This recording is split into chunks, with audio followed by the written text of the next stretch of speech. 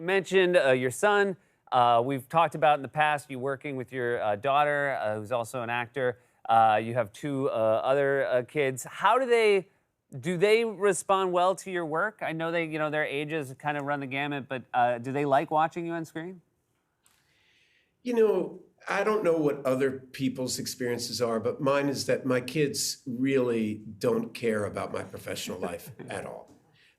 They're not interested. Me being in a Marvel movie to them simply ruins a Marvel movie. They're very excited about all Marvel movies except this one.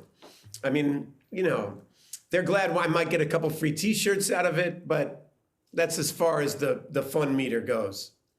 You have a nice working relationship with your wife. You guys, you produce things together. Does that matter at all? Do they think that because mom and dad do something together that it makes show business worse or better, do you think?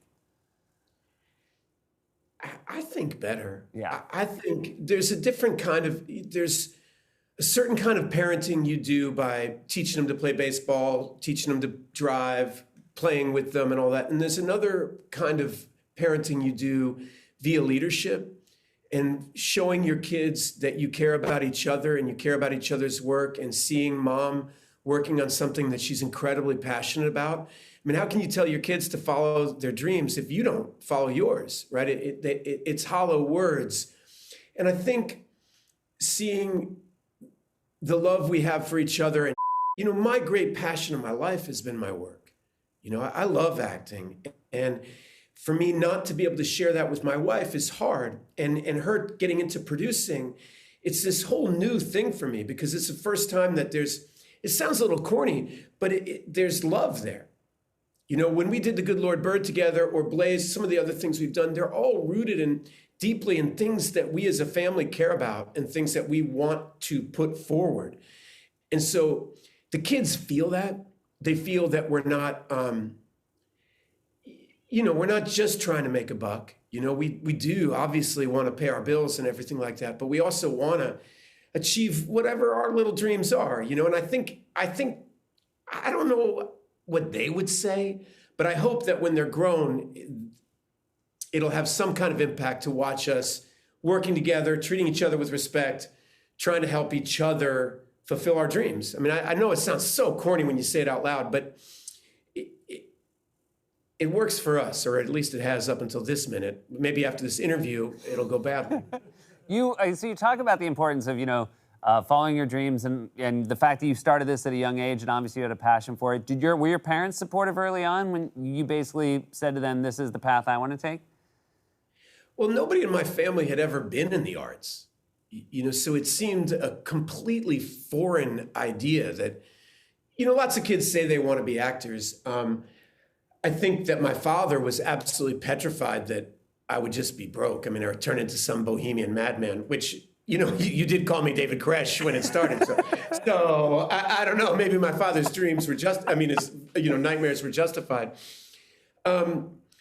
They instilled in me that if I was going to do it, I had to take it incredibly seriously. And that was a value to me. Or maybe their concern about it forced me into a situation of trying to prove it was a worthwhile profession. The reasons why I act now are different than when I acted as a kid. When I was a kid, I do think it was about wanting, those crass things, wanting people to like you, wanting to be noticed, wanting to be different. And as you get older, you start to see what can be accomplished through the arts, and you start to believe in it. And so I think therefore now, my father's he was initially very worried for me, and since then he's been wildly supportive. And my mother is just always negative. That's just her. Basically I have to, she's the first one to tell me I'm not quite as good as I want to be. Does she do this on sort of a project by project level? Is it, after she watches something like Good Lord Bird, is she like, here's my thoughts on this? Yeah. She watched the Good Lord Bird and she's like, I really like John Brown, but I don't think you're doing him justice. I mean, I think you're missing an essential intelligence level that he definitely. Have you read his letters? I'm like, Mom, I played the guy for, a year. I read his letters. Like, give me a break. And I can't make her happy. The really heartbreaking thing about that is giving a note on something that's already done. Like, I just feel like you're almost there. You know what my mother did to me the other day? Sent me something really bad in the internet about me with the headline, "Please ignore this."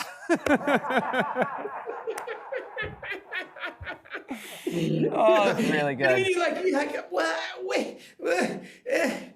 And what? But you your dad from the beginning, because I will say, I think I don't want to like stereotype, but certainly my experience has been my dad's sort of the harder judge, when my mom's the one who sort of handholds the whole way. And it's a great team, because I feel like you do want some of both. But your dad's always been just there for it. They inverted. No, in the beginning, my father was very skeptical. I mean, incredibly skeptical. I mean, I think he said to me, "What do you think you're Clint Eastwood?" You know, I'm saying, Dad, I don't have to be Clint Eastwood. I mean, it's like saying, like, I want to play basketball, I want to be Michael Jordan. Like, I'm not saying I'm going to be Clint Eastwood. I'm just saying I want to do this with my life. Once he observed my passion and my enthusiasm, and I just think he was worried I wasn't going to be able to pay my bills. What was the first pay my bills job where they thought, okay, enough of these have happened, he's going to be okay?